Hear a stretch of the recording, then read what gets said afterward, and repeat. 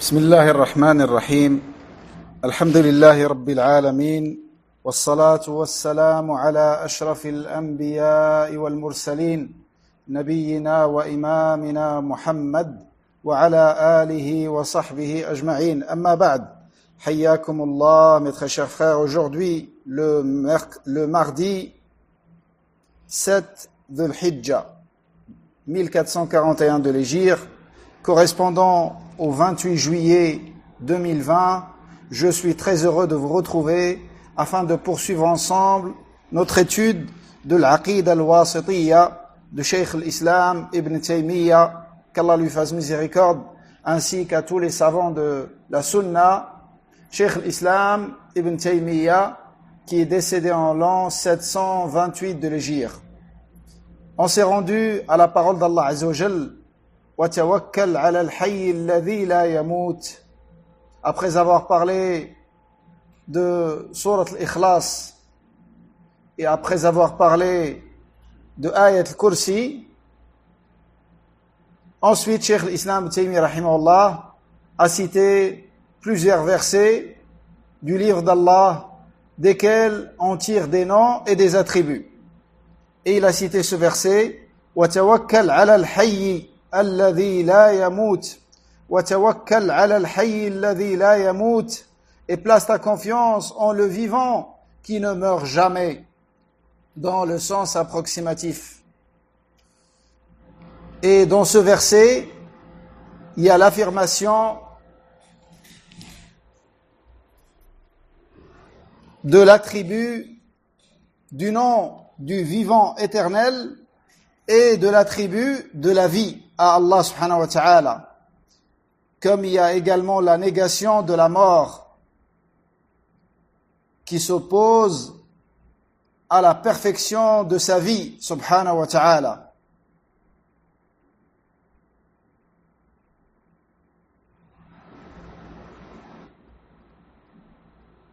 Ensuite, il a dit وَقَوْلُهُ سُبْحَانَهُ هُوَ الْأَوَّلُ وَالْآخِرُ وَالظَّاهِرُ وَالْبَاطِنُ وَهُوَ بِكُلِّ شَيْءٍ عَلِيمٌ. Avant de passer à ce verset, dans le verset précédent, Allah Azza wa Jalla a dit وَتَوَكَّلْ, place ta confiance.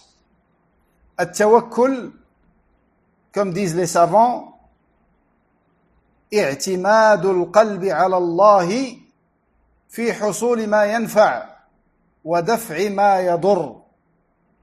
At-tawakkul, le fait de placer sa confiance en Allah subhanahu wa ta'ala, c'est de compter sur lui et d'avoir confiance en lui subhanahu wa ta'ala pour l'obtention de ce qu'on souhaite et pour repousser ce qu'on déteste. Et at-tawakkul, c'est une adoration du cœur, c'est-à-dire c'est un acte du cœur pur, et les membres n'ont rien à voir dans tawakkul. Tawakkul, c'est un acte du cœur pur, mais souvent dans les savants, dans les définitions de tawakkul que les savants donnent, souvent ils citent le fait de faire les causes. Ce qu'il faut comprendre, c'est que faire les causes, ça ne fait pas partie de tawakkul, mais c'est un signe du bon tawakkul, du vrai tawakkul.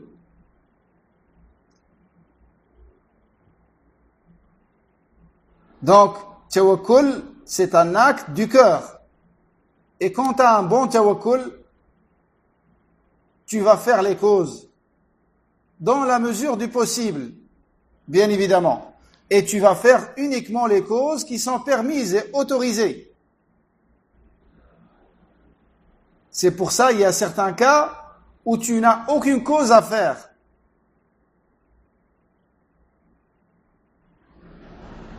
Et tawakkul, c'est une des plus grandes adorations de l'islam.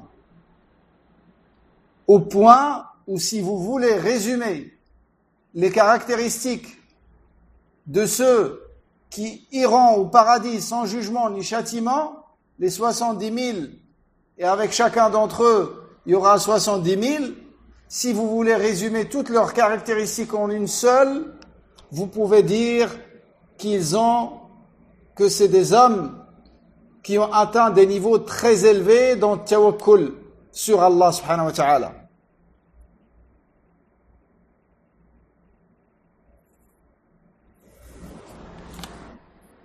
Ensuite, le verset suivant, Allah Azza wa Jalla dit هو الأول والآخر والظاهر والباطن وهو بكل شيء عليم. C'est lui le premier, al-awwal, wal-akhir, et le dernier,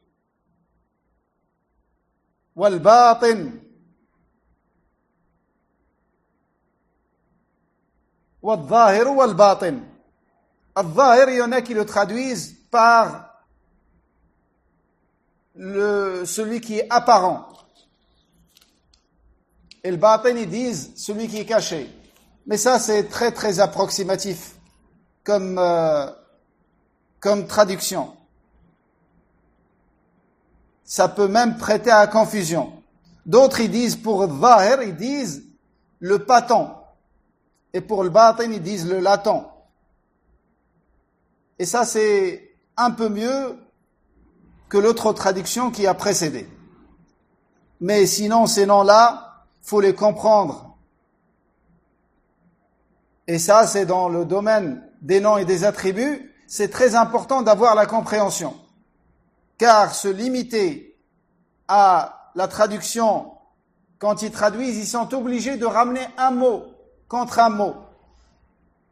Et c'est pour ça, ça peut ne pas correspondre exactement et te faire comprendre la bonne compréhension.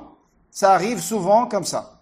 C'est pour ça, ces 4 noms d'Allah Azza wa Jal qui sont cités dans ce verset, dans Surat Al-Hadid, il est Al-Awwal, Allah subhanahu wa ta'ala, il est le premier.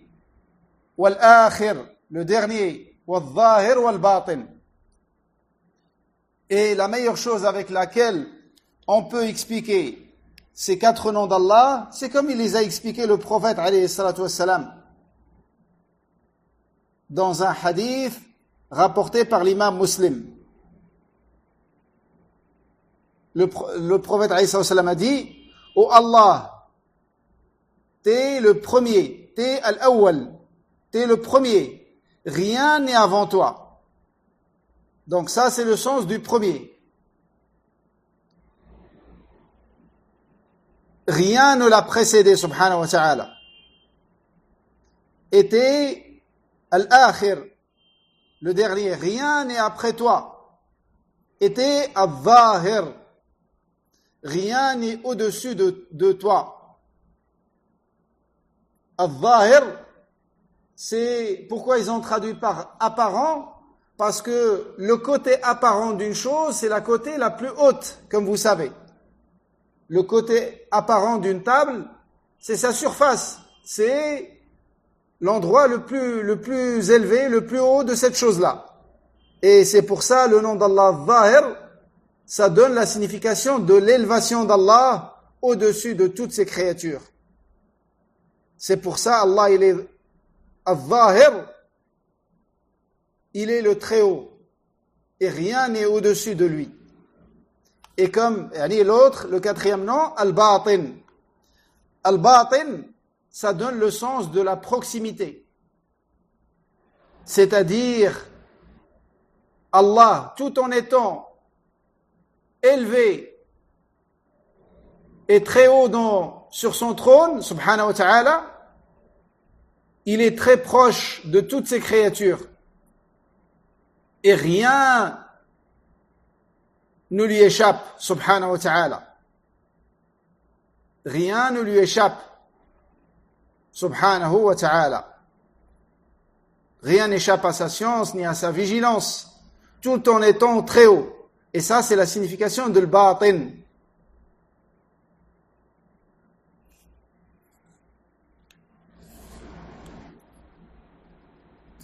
L'imam Ibn Zamanin, rahimahullah, l'imam de l'Andalus, salafi dans l'Aqida, qui a écrit un livre dans l'Aqida, dans la croyance, conforme à la croyance des pieux prédécesseurs, cet imam a expliqué ces 4 noms.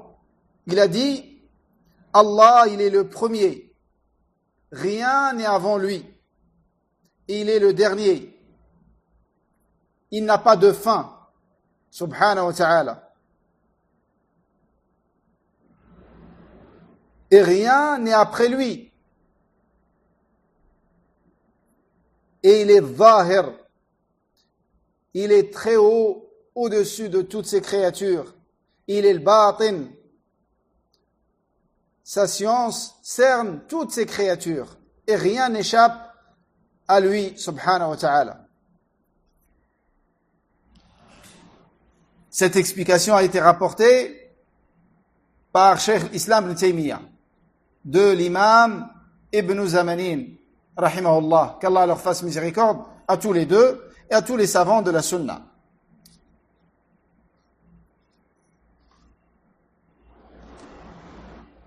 Et ces noms-là, al-Zahir et al-Batin, ils vont toujours en pair, c'est-à-dire ils sont toujours cités ensemble, car ils se complémentent. Ils sont toujours cités à parier. Le nom d'Allah, Zahir, est toujours cité à parier au nom d'Allah, al-Batin. Pourquoi? Parce qu'ils se complémentent. C'est pour ça ils vont toujours en pair dans les textes. À chaque fois que le nom al-Batin est cité, Zahir est cité. Parce que ça indique les deux sens. Qu'Allah Azza wa Jal est très haut, tout en cernant toutes choses de ses créatures. D'une manière globale et d'une manière détaillée, ce qui est apparent d'eux et ce qui est caché, ce qu'il montre et ce qu'il cache. Rien n'échappe à la science d'Allah subhanahu wa ta'ala. Et ces 4 noms, ils ont une autre particularité. Ces 4 noms d'Allah, ils ont une autre particularité. C'est que les 2 premiers, qui sont le premier et le dernier, ça montre qu'Allah subhanahu wa ta'ala cerne toutes choses dans le temps. Il est le premier et le dernier. Ça, c'est dans le temps. Et ces 2 noms-là, également, ils sont toujours cités ensemble. Ils sont toujours cités ensemble. C'est-à-dire, Allah Azza wa Jal, il est le premier, il n'a pas eu de commencement, ni de début, et rien n'a été avant lui. Et il est le dernier. Il n'a pas de fin, subhanahu wa ta'ala. Et rien, ni personne n'est après lui. Allah, subhanahu wa ta'ala, a toujours existé. Il n'a pas de début, ni de commencement. Et il existera toujours. Il n'a pas de fin, subhanahu wa ta'ala. Ça, c'est la signification de ces 2 noms. Donc, comme vous constatez, ces 2 noms sont en lien avec le temps. Ils ont un cernement d'Allah de toutes choses temporelles. Et les 2 autres noms, al-Zahir et al-Batin, sont en lien avec le lieu. Sont en lien avec le lieu. Allah cerne toutes choses également dans le lieu. Il est très haut, au-dessus de toutes ces créatures, et rien n'échappe à lui, subhanahu wa ta'ala. Donc cette faïda, elle est très importante. Retenez-la, c'est que ces 4 noms montrent qu'Allah cerne toutes choses dans le temps et dans les lieux.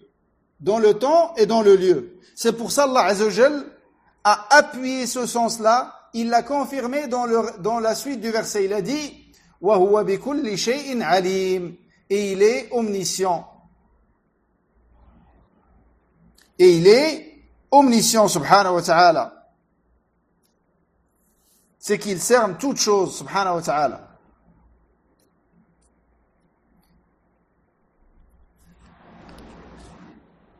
Ensuite, Allah Azza wa Jalla dit wa huwa al-alim al-hakim. Il est l'omniscient, le sage par excellence. Il a dit également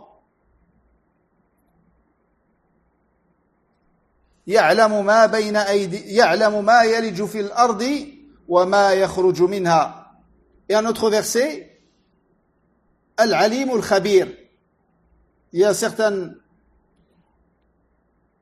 versions de l'Aqid al-Wasitiyya dans laquelle cette partie du verset n'est pas citée. Al-Alim al-Khabir, c'est lui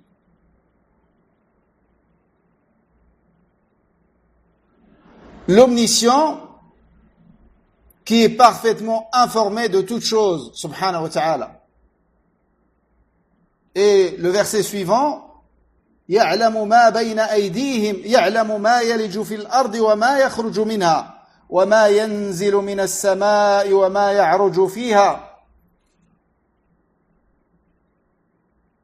Il sait ce qui pénètre en terre et ce qui en sort, ce qui descend du ciel et ce qui y monte. Dans Sourate Saba, il a dit également وعنده مفاتح الغيب لا يعلمها إلا هو ويعلم ما في البر والبحر وما تسقط من ورقة إلا يعلمها ولا حبة في ظلمات الأرض ولا رطب ولا يابس إلا في كتاب مبين. Dans le sens approximatif, lui seul détient les clés de l'inconnaissable, Al-Ghaib. Nul autre que lui ne les connaît.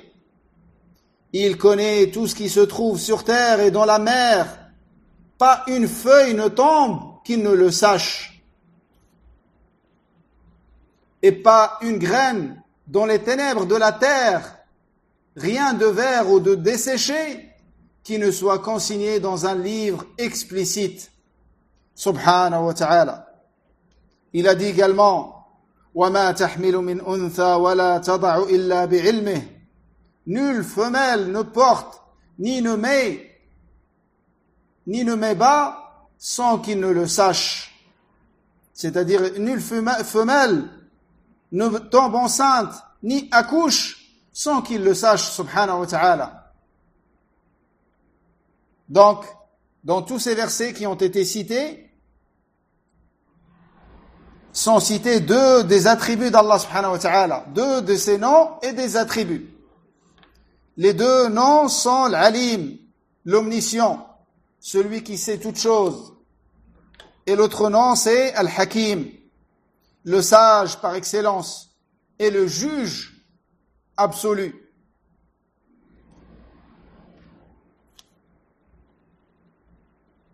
Donc, et les attributs qui sont tirés de ces noms, le premier c'est l'ilm, la science. Et le deuxième c'est la sagesse. Et on va voir la signification de chacune. Donc par rapport à l'ilm, l'ilm c'est le fait de saisir la réalité d'une chose, de la percevoir et de la connaître telle qu'elle est réellement. C'est ça l'ilm. Et la science d'Allah subhanahu wa ta'ala est parfaite et infinie. Elle englobe toute chose d'une manière globale et d'une manière détaillée également. Allah, il sait toutes choses. Comme les savants le disent souvent, et je l'ai répété plusieurs fois, il sait ce qui s'est passé et ce qui va se passer, ce qui s'est passé dans le passé et ce qui va se passer dans le futur et ce qui ne s'est pas passé. Si jamais il serait passé, comment il serait passé? Subhanahu wa ta'ala.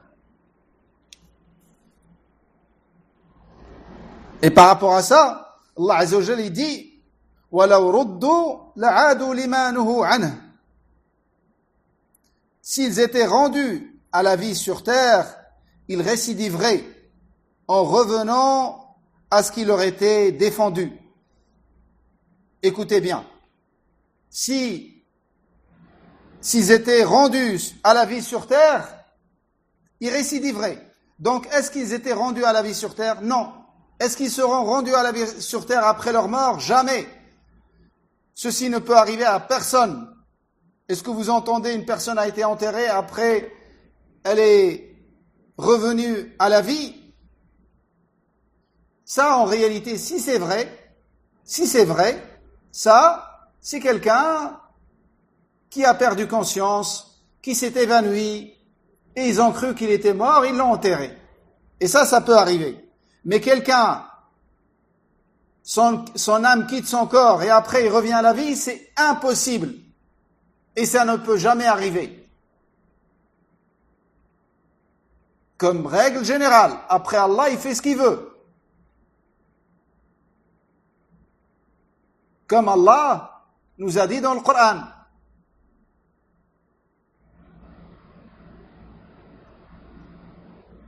Mais sinon, en règle générale, toute âme qui quitte le corps ne revient plus jamais, jusqu'à l'arrivée de l'heure. Mais Allah, il peut laisser produire une chose miraculeuse pour un signe. Et ça, c'est des choses qui se sont passées.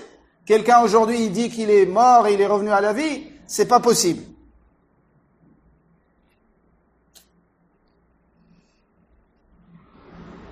Et il a dit également dans un autre verset, لَوْ كَانَ فِيهِمَا آلِهَةٌ إِلَّا اللَّهُ لَفَسَدَتَا. S'il y avait dans le ciel et sur terre autre divinité qu'Allah, tous deux, yani les cieux et les terres, seraient altérés et corrompus. Est-ce qu'il y a eu deux divinités dans le ciel et sur terre, deux vraies divinités? Non. Mais pourtant Allah, il sait ce qui va se passer si jamais il y avait plusieurs divinités. Yani on parle de vraies divinités. Amma les fausses divinités qui n'ont aucun pouvoir, aucune capacité de changer quoi que ce soit, ceux-là, ce sont des divinités que pour ceux qui les adorent. Mais on parle d'une vraie divinité capable d'influencer, de changer et de décréter. Si on avait plusieurs, il n'y aurait pas eu cette homogénéité et cette uniformité qu'on voit dans la création d'Allah. Donc Allah, il sait même ce qui ne s'est pas passé. Si jamais il serait passé, comment il serait passé? Subhanahu wa ta'ala. En résumé, Allah, il sait toutes choses, comme le Coran l'a expliqué. Et comme le Coran l'a mentionné.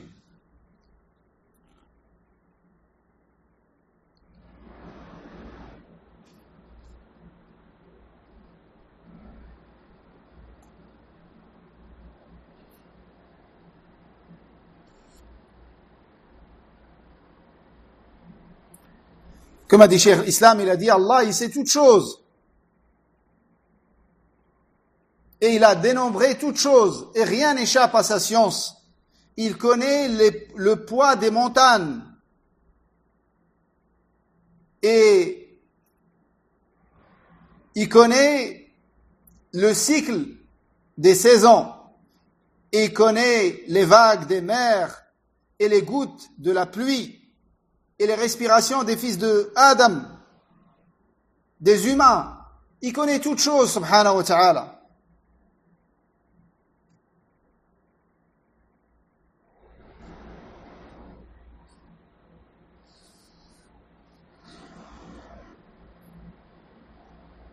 Et ils se sont égarés par rapport à la science d'Allah, deux grandes sectes.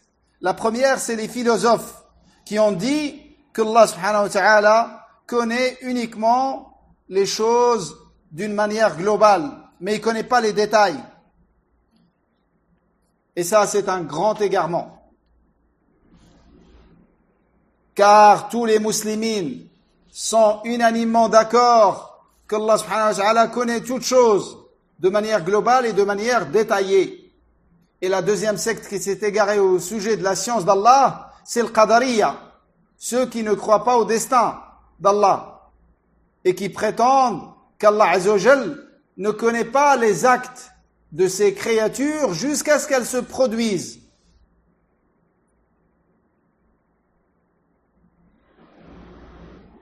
Ils ont dit qu'Allah Azza wa Jal ne connaît pas ce que tu fais jusqu'à ce que tu le fasses. Et ça, c'est un grand égarement et les imams ont rendu mécréants ceux qui ont dit cette parole. Et ça, c'est ceux qui sont tombés dans l'exagération de l'Qadariya.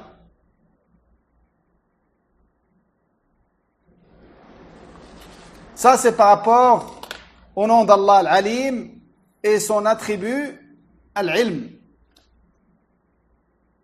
Dans le verset, il est mentionné qu'Allah qu'Allah détient les clés de l'inconnaissable,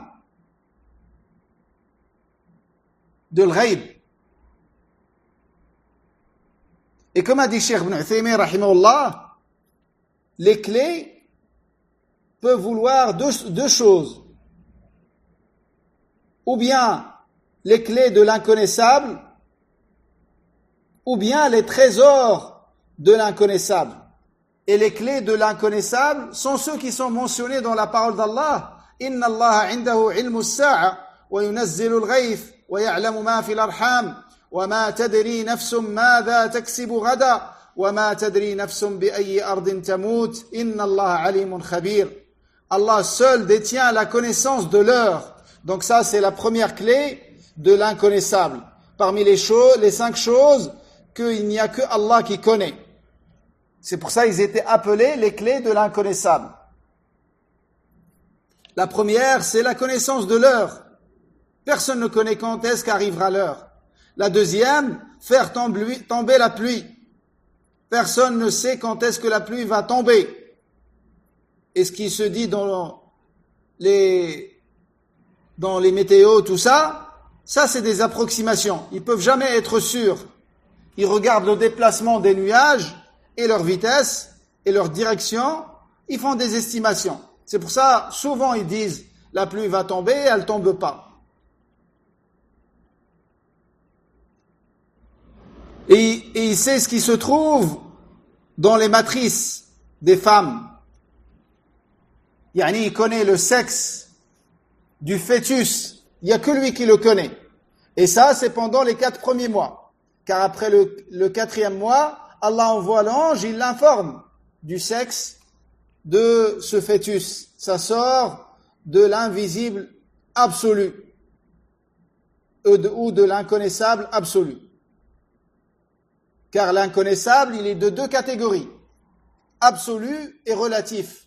L'inconnaissable absolu, ce sont ces 5. Il n'y a que Allah qui les connaît.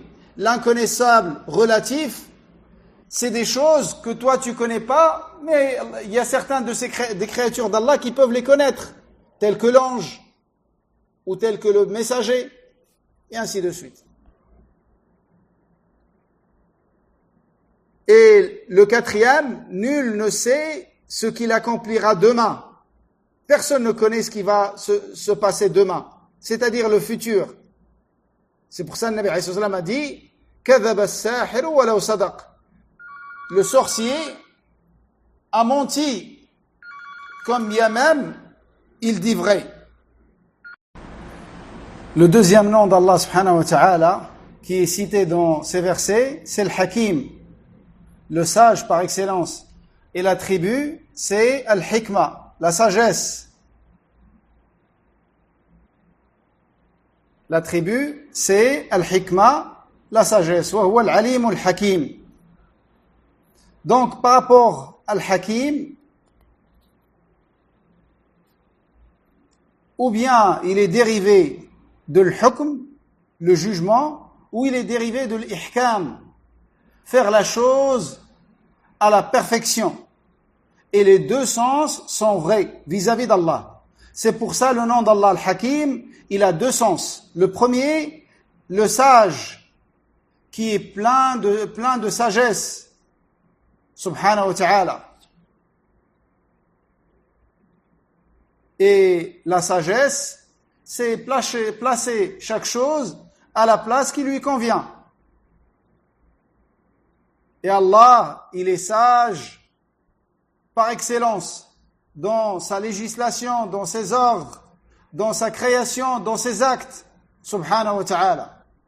Le deuxième sens de l'Hakim, le juge, celui qui juge comme bon lui semble, subhanahu wa ta'ala. et son jugement, il est sans appel. Et également, l'attribut qui est tiré du nom d'Allah al-Hakim, la sagesse, elle peut avoir deux sens. La première, c'est une sagesse qui se rapporte à la religion, ce qu'on appelle al-hikmatu shar'iyya. Et ça, c'est sa sagesse à lui, subhanahu wa ta'ala, dans toute sa législation.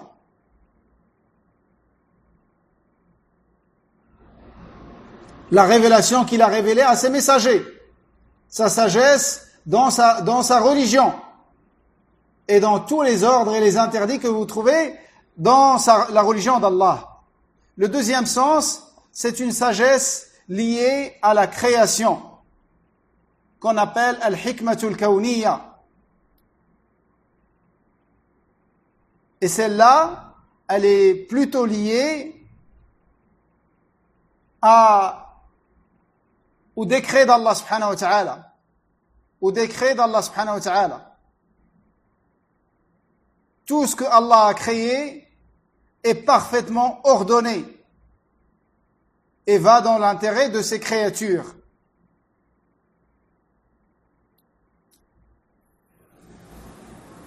Également, le jugement d'Allah, son hukm, il est de la même manière, il est de deux catégories. Un jugement shar'i, qui se rapporte à la religion, dans lequel il s'agit de ce que Allah prescrit dans la religion. Comme Allah a dit, ذَلِكَ حُكْمُ اللَّهِ يَحْكُمُ بَيْنَكُمْ. Tel est le jugement d'Allah par lequel il juge entre vous. Ça, c'est le jugement religieux. C'est ce que Allah a interdit et a autorisé dans sa religion. Et le deuxième jugement, c'est ce qu'on appelle al-hukm al-kawni, qu'on peut traduire par le jugement universel, qui est lié au décret d'Allah. Et dans ce jugement, il s'agit de ce que Allah subhanahu wa ta'ala décrète et décide dans sa création. Comme Allah dit, فَلَنْ أَبْرَحَ الْأَرْضَ حَتَّى يَأْذَنَ لِي أَبِي أَوْ يَحْكُمَ اللَّهُ لِي. Je ne quitterai pas cette terre avant que mon père ne m'y autorise. Ça, c'est un des fils de Yaqub, alayhi as-salam. Il a dit, je ne quitterai pas cette terre avant que mon père ne m'y autorise, ou qu'Allah décide d'une issue en ma faveur. Donc, la décision d'Allah, le jugement d'Allah ici, c'est un jugement universel. C'est-à-dire que tu peux le traduire par le décret d'Allah. Et le jugement religieux, c'est ce que Allah a légiféré dans sa religion. C'est ce que Allah subhanahu wa ta'ala a légiféré dans sa religion.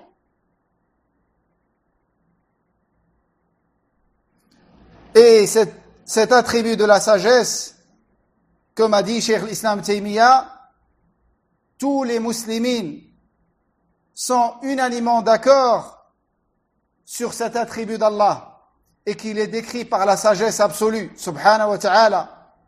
La sagesse éblouissante et évidente dans toute sa création et dans toute sa législation, subhanahu wa ta'ala. Et la sagesse d'Allah est citée dans énormément de versets. Plus d'une centaine de versets dans lesquels est citée la sagesse et le nom d'Allah le sage.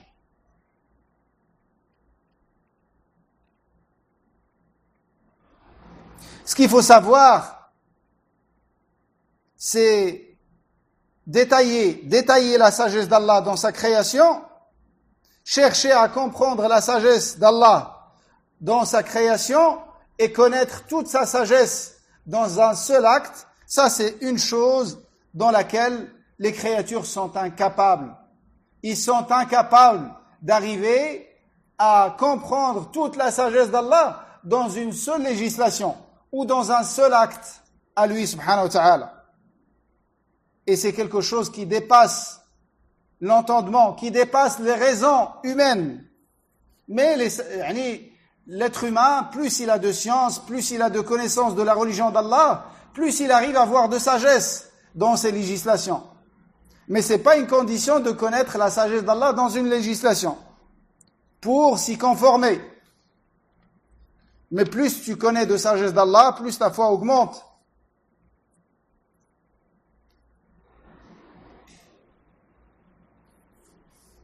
Ensuite, Allah Azza wa Jal a dit, et parmi ceux qui ont réfuté la sagesse d'Allah dans sa législation, Al-Jahmiya et Al-Asha'ira.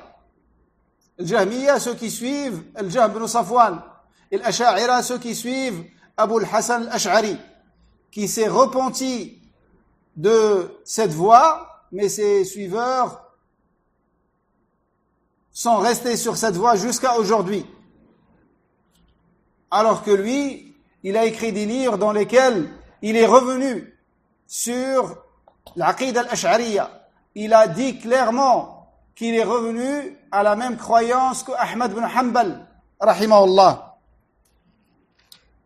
Mais le fanatisme des suiveurs a fait qu'ils ont refusé et ils ont même démenti les livres que cet imam a fait, dans lesquels il est revenu à la Aqid al-Salafiyya.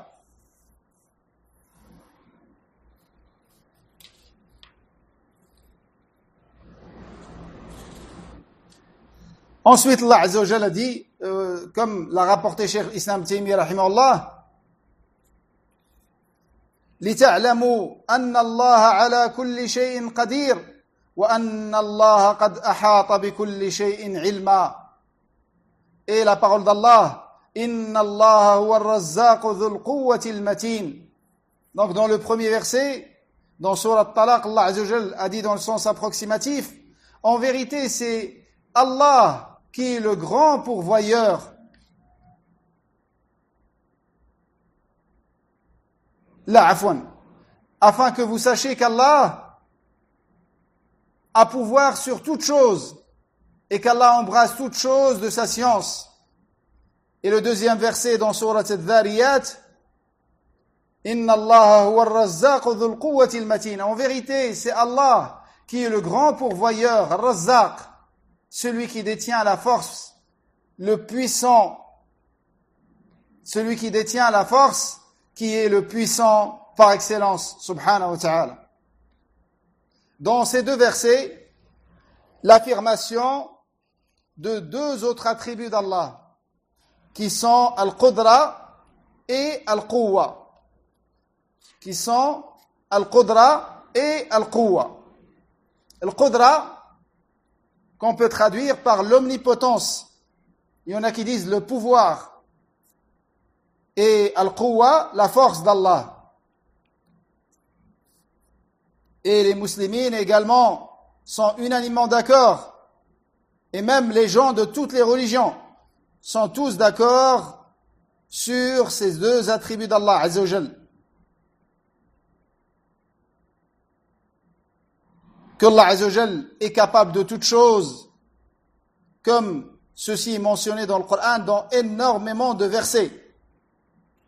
Et ces deux attributs ont un sens proche l'une de l'autre. La première, qui est l'omnipotence, Al-Qudra, c'est la capacité à agir sans être impuissant à le faire. Et le pouvoir d'Allah et son omnipotence sont absolus. Comme Allah a dit, Wallahu ala kulli shay'in qadir. Et Allah a pouvoir sur toute chose. Et le deuxième attribut qui est la force, Al-Qudra, la force, afwan, Al-Quwwa, c'est la capacité d'Allah subhanahu wa ta'ala à agir sans faiblesse. Al-Qudra, sans être touché par l'impuissance. Et la force, c'est qu'il n'est jamais touché par la faiblesse, subhanahu wa ta'ala. Comme Allah a dit, Inna Allah huwa ar-razzaq dhul quwwati al-matin. En vérité, c'est Allah qui est le grand pourvoyeur, celui qui détient la force, le puissant par excellence. Et le matin, ça signifie La même chose que Al-Qawi. Ça signifie la puissance et la force d'Allah. Mais le matin, avec une nuance, bien évidemment. En arabe, il n'y a pas de mots qui sont synonymes à 100%. Il y a toujours des nuances, comme l'a dit Cheikh l'Islam Taymiyyah. Donc le matin, c'est celui qui a la force terrible. Subhanahu wa ta'ala.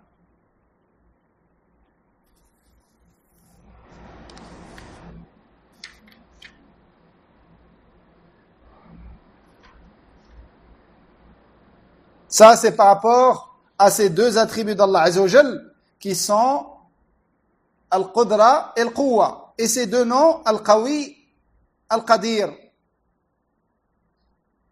Al-Qawi et Al-Qadir. Et dans le verset, également, Allah Azza wa Jal a cité son nom, Al-Razzaq. Al-Razzaq. Al-Razzaq, il y en a qui disent le pourvoyeur. Le grand pourvoyeur, comme je vous ai lu dans cette traduction approximative. Le grand pourvoyeur. Et Razzaq, en réalité, ce n'est pas limité à celui qui donne la subsistance, qui donne la nourriture, à manger, à boire. Razzaq, c'est celui qui donne à sa créature tout ce qui lui est bénéfique et utile. Donc ça rentre celui qui te donne le sommeil, celui qui te donne le repos, celui qui te donne à manger, à boire, celui qui te donne la science. On parle maintenant, la première catégorie c'est rizq de dunya. Et celui-là, Allah il le donne aux mécréants comme aux musulmans. Et ça c'est le sens général de rizq. Il donne à sa créature tout ce qui lui est nécessaire, tel que la nourriture, tel que l'air pour qu'elle respire, tel que l'eau pour qu'elle boit, tel que le sommeil pour qu'elle se repose, et ainsi de suite. Et il y a une autre forme de rizq à laquelle les gens ne pensent que rarement. Les gens, quand ils parlent de rizq, en général, ils parlent de rizq du corps, mais ils oublient rizq de l'âme, rizq du cœur.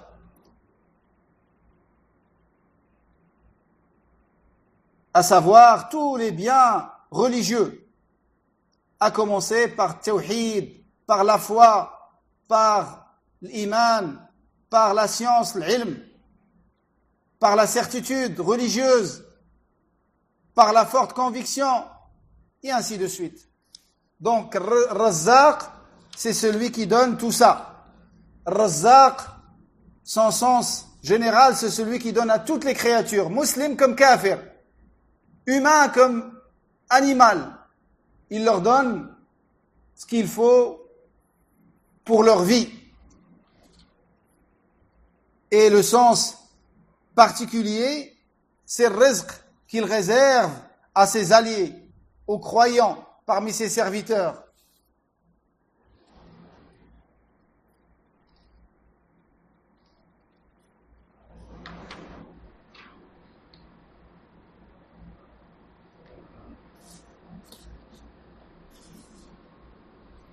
Ensuite, Cheikh l'Islam, rahimahullah, a dit, rien, il a cité l'autre verset, laysa kamithlihi shay'un wa huwa as-sami'ul basir. Rien ne lui est semblable, et il est celui qui entend tout et celui qui voit tout. As-sami' al-basir. Donc, ce verset comporte deux autres noms parmi les noms d'Allah et deux autres attributs parmi les attributs d'Allah, qui sont, les noms c'est As-Sami', celui qui entend toutes choses, et Al-Basir, celui qui voit toutes choses. Et les noms et les attributs c'est As-Sam', lui, et Al-Basar, la vue. Et Sam' al-Basar est cité dans beaucoup de versets dans le Coran. Sam' et al-Basar sont cités dans beaucoup de versets du Coran.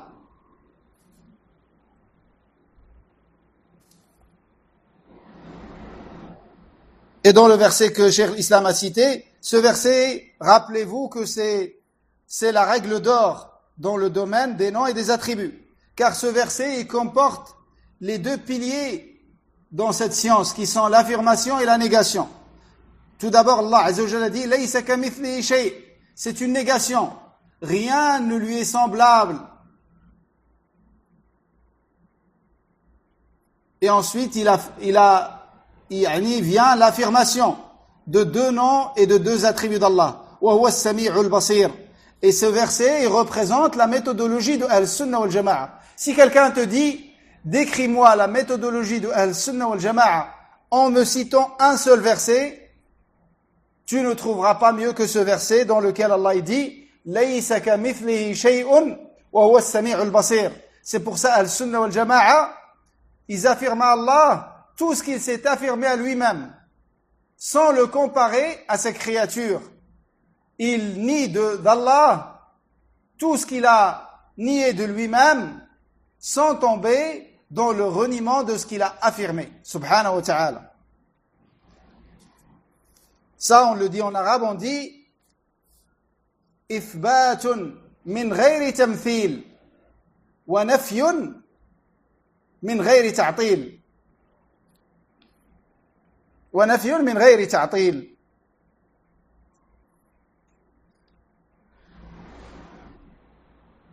Et Allah Azza wa Jal, quand on dit il entend, c'est-à-dire il entend toute voix, quel que soit l'endroit de la personne, Allah l'entend. Donc, il entend toute chose, subhanahu wa ta'ala. Comme a dit notre mère Aïcha radiyallahu anha, dans l'histoire connue de Khawla radiyallahu anha, al-Mujadila, surat al-Mujadala, la femme qui est venue se plaindre au prophète alayhi salam de son mari. Et elle a parlé tellement avec une basse voix que Aïcha radiyallahu anha qui était à côté n'a pas entendu le discours qui s'est passé entre Khawla radiyallahu anha et le prophète alayhi salam. Et Allah Azza wa Jalla ensuite a révélé ces versets dans surat al-Mujadala. قد سمع الله قول التي تجادلك في زوجها. Allah Azza wa Jalla a révélé ce verset tout de suite après le discours qui s'est passé entre Nabi Isa salam et Khawla radiyallahu anha. Et au point où Aïcha, comme j'ai dit, n'a rien entendu de ce discours, malgré qu'elle n'était pas loin. Allah a révélé ce verset قد سمع الله قول التي تجادلك في زوجها وتشتكي إلى الله والله يسمع تحاوركما إن الله سميع بصير.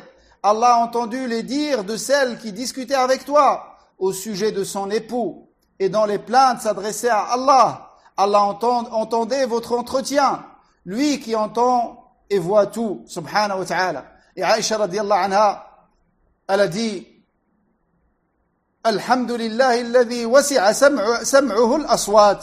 Elle a dit louange à Allah qui a cerné avec son oui toutes les voix et qui a entendu toutes choses, car il a entendu le discours de Khawla radiyallahu anha tout en étant au-dessus de son trône, au-dessus de toutes ses créatures, alors que elle qui était proche n'a pas entendu.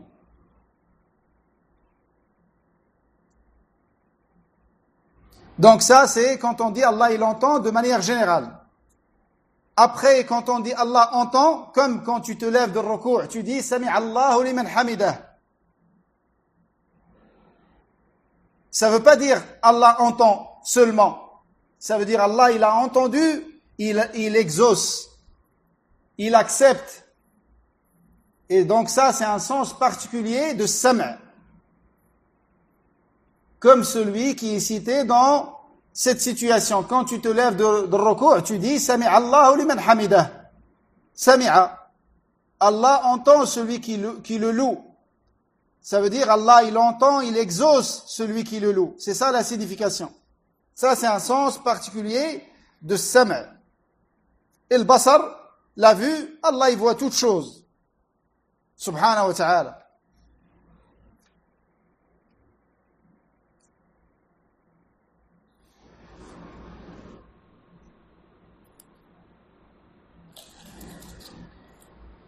Donc ça, c'est par rapport à ces deux noms et ces deux attributs d'Allah Azza wa Jal qui sont As-Sam' et le Basar.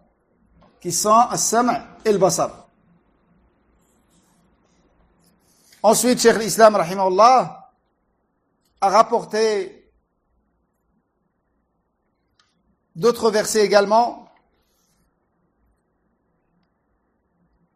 Il a dit, et la parole d'Allah, ولولا إذ دخلت جنتك قلت ما شاء الله لا قوة إلا بالله.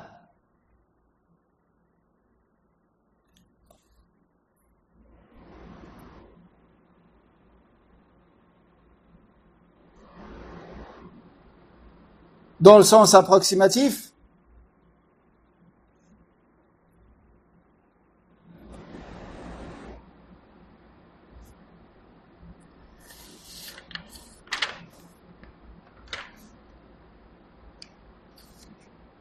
il y a un autre verset que j'ai pas cité, je vais commencer avec. C'est la parole d'Allah. Inna Allah ni'imma ya'idhukum bih. Inna Allah kana sami'an basira. Quelle belle exhortation que celle qu'Allah vous fait. Allah en vérité entend tout et voit tout. Donc ce verset, comme celui qu'on a vu, également indique les deux noms d'Allah, Sami' et Basir, et les deux attributs d'Allah, As-Sam' et Basar. Ensuite, il a cité, rahimahullah, ce verset, وَلَوْلَا إِذْ دَخَلْتَ جَنَّتَكَ قُلْتَ مَا شَاءَ اللَّهُ لَا قُوَّةَ إِلَّا بِاللَّهِ. Pourquoi en entrant dans ton jardin, n'as-tu pas dit, telle est la volonté d'Allah, il n'y a de force que par Allah.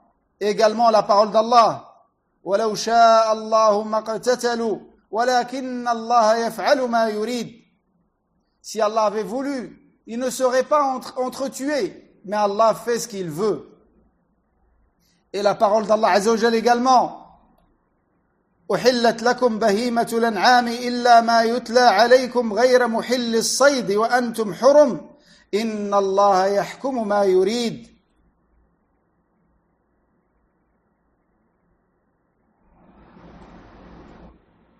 Vous sont permis les bestiaux, sauf ce qui sera énuméré. Mais ne vous permettez pas la chasse alors que vous êtes en état de sacralisation. Allah, en vérité, décrète ce qu'il veut.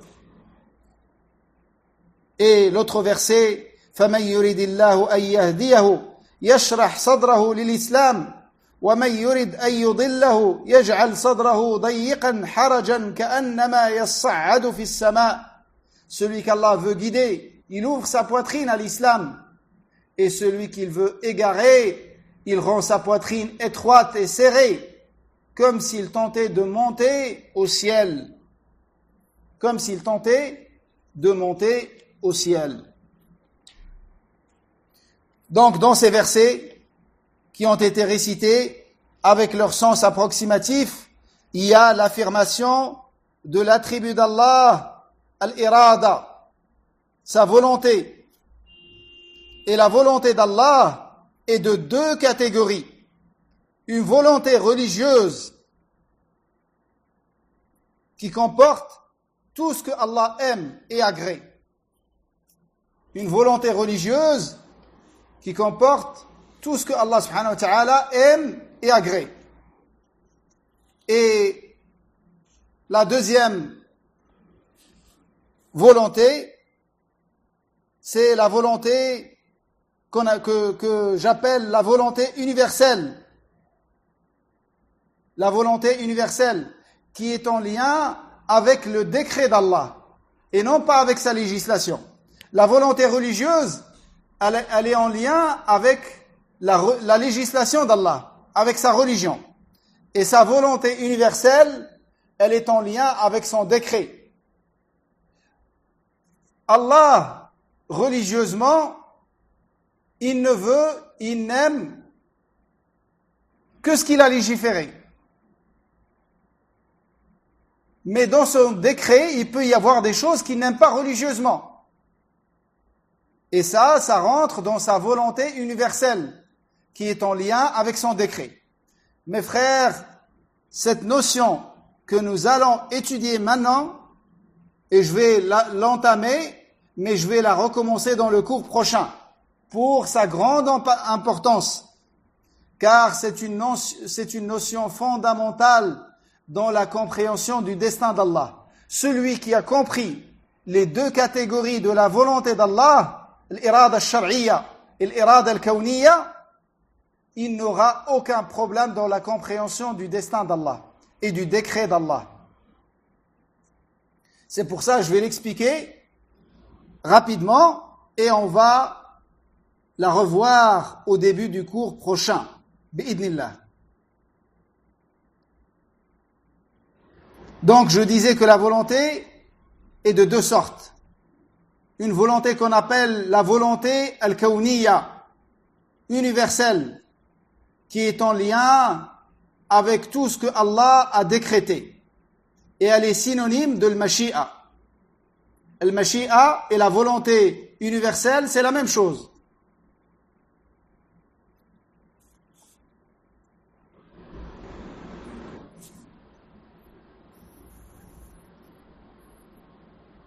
Donc la volonté, c'est un attribut d'Allah. Et cette catégorie qui s'appelle la volonté kawniyya, elle s'applique à tous les actes d'Allah et à tous ceux de ses serviteurs.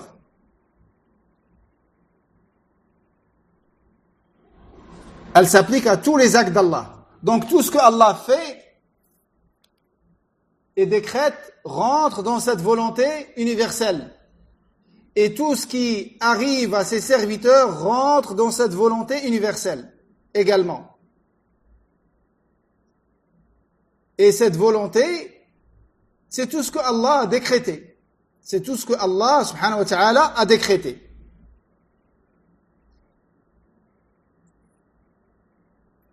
La deuxième catégorie de la volonté qu'on appelle la volonté ash-shar'iyya, la volonté religieuse, elle est liée à ce que Allah aime et agrée. En d'autres termes, elle est liée à sa religion. Elle est liée à sa législation.